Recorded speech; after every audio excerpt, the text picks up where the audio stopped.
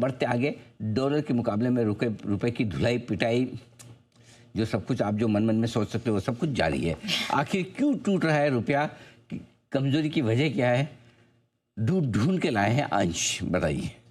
बिल्कुल sir, back to back यहाँ हम देख रहे हैं कि रुपया वीक होते रह रहा है, और अगर हम सिर्फ 3 हफ्तों में ही देखें तो डॉलर के मुकाबले 160 पैसा टूट चुका है। इस साल अब तक देखें तो 6.5% एक्चुअली यहाँ पे वीक हो चुका है, और ये पूरे एशिया का सबसे वीक करेंसी अब बन चुका है। डॉलर इंडेक्स गिरने के बावजूद भी हम देख रहे हैं कि रुपए पर जो है प्रेशर बना हुआ है, तो अगर यहाँ पे भी रिवर्सल आएगा तो और भी ज़्यादा प्रेशर पड़ता हुआ नजर आ सकता है। आरबीआई के स्पॉट और एनडीएफ मार्केट इंटरवेंशन के बाद भी हम देख रहे हैं कि रुपये में जो वीकनेस है वो अभी भी बरकरार नजर आ रही है। तो इसके कुछ अहम रीजन समझ लेते हैं। सबसे पहले तो इंडिया यूएस ट्रेड डील पर जो अनसर्टेनिटी बनी हुई है, इसके वजह से यहाँ पे जो है रुपये पे प्रेशर पड़ता हुआ नजर आ रहा है।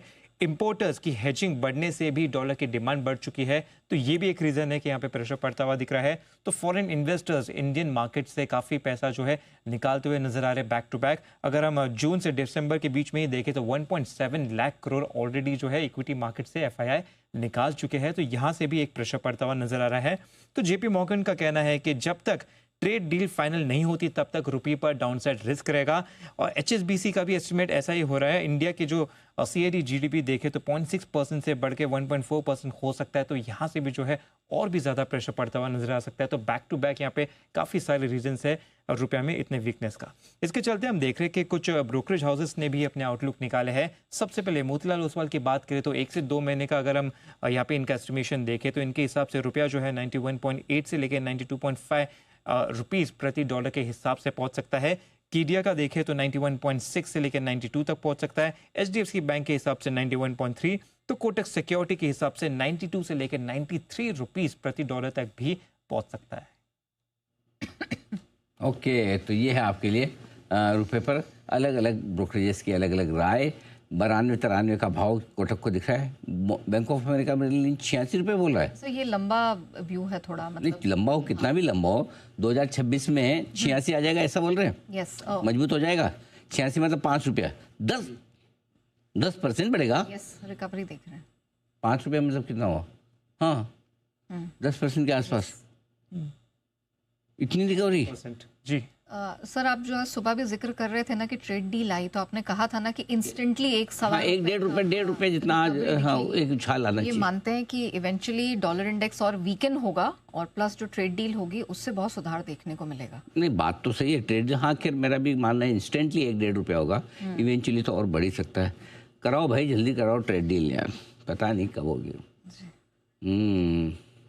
ट्रेड डील, चलो ट्रेड डील जब होगी तब होगी। या तो मोदी जी जाएं अमेरिका या ट्रम्प साहब आएँ भारत, तो जाके बात हो। आप में से एक बार जरा एक पोल करवा लेते हैं जल्दी से, किस किस का क्या अनुमान है? अनुमान ही है, जो गलत भी निकल सकता, कोई दिक्कत नहीं। और इस पोल में आप जो पार्टिसिपेट करना चाहें हाथ खड़ा करें। आप किसका कोई व्यू है कि कब तक ट्रेड डील होगी? कोई डेट, तारीख, हफ्ता, महीना, अपना अपना व्यू। आप जो भी आपके साथ ट्रम्प साहब के साथ आपकी नज़दीकियाँ हैं उसे गवाह रखते हुए आप अपनी राय दे सकते हैं। जी कुणाल जी। अनिल जी, मुझे ऐसा लगता है कि जब ये डोनाल्ड ट्रंप की जो भारत यात्रा होगी अनिल जी, उसके आसपास डील होनी चाहिए। तो मुझे लगता है अनिल जी कि बजट के बाद अनिल जी ट्रंप आएंगे भारत शायद, तो मुझे लगता है तब ये डील होगी। ओके, बंसल जी। नहीं अनिल जी, ये मेरा थोड़ा सा व्यू थोड़ा सा अनिल जी अलग है। ये ट्रंप की वेट कर रहे हैं अनिल जी, मैं अपनी वेट कर रहा हूँ। मेरा ऐसा मानना है मेरी नेक्स्ट यूएस विजिट मतलब कि 31 मार्च से पहले अनिल जी ये डील हो जाएगी। ना वो तो आपकी डील नहीं हुई तो आप जाओगे नहीं, वो मुझे पता है।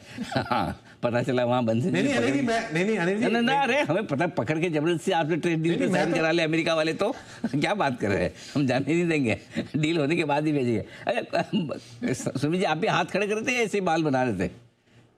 नहीं, मैं तो ऐसे बात। हाँ, लगा ही वो, हम बचपन में ऐसा बहुत करते थे। हाँ, ताकि लगे कि हाथ खड़ा कर रहे, बाद में नहीं मैं तो बाल बना रहा था। जी जय बताइए। अनिल जी, मुझे लग रहा है बहुत ही अच्छा चांस है कि first half of calendar year 26 में हो जाएगी डील। क्या बात है, गजब, क्या आइडिया दिया है।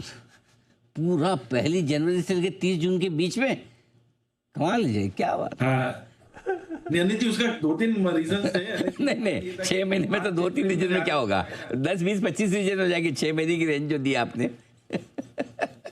इतनी रेंज कौन देता है भाई साहब? इससे तो बड़े आप बोल देते कभी न कभी तो होगी मेरे हिसाब से। खेमका साहब कुछ कहना चाहते जी? खेमका साहब। सर अनिल जी देखिए, मुझे लगता है कि एक जो फुल फ्लेजेड डील जो है उसको करने के लिए ट्रम्प और हमारे पीएम साहब मोदी जी को मिलना पड़ेगा। बट उसके पहले मुझे लगता है मार्च तक एक मिनी डील या एक सेटलमेंट करें कि कुछ प्रोविजंस पे हम एग्री करके आगे बढ़े, क्योंकि एज इज एक फुल डील होना तो बहुत मुश्किल दिख रहा है जो करंट स्टेट में है। बिल्कुल ठीक बात है, बहुत सेंसिबल आपने सही बात की कि शायद पहले चरण में बेसिक चीज़ों पर सहमति बनाकर 50 से 25% पे लाया जाए। जो एडिशनल लगे हमें रूस से के साथ दोस्ती की वजह से, बिजनेस की वजह से, वो बेस पे आ जाए। उसके बाद शायद ट्रम्प और जो कुणाल जी कह रहे हैं मुलाकात होगी उसके बाद, और हम इंश्योर करेंगे अगर ट्रेड डील नहीं हुई तो हम अमेरिका नहीं जाने देंगे वंश जी को। Will ensure that, no worries. Okay, आइए बढ़ते आगे और एक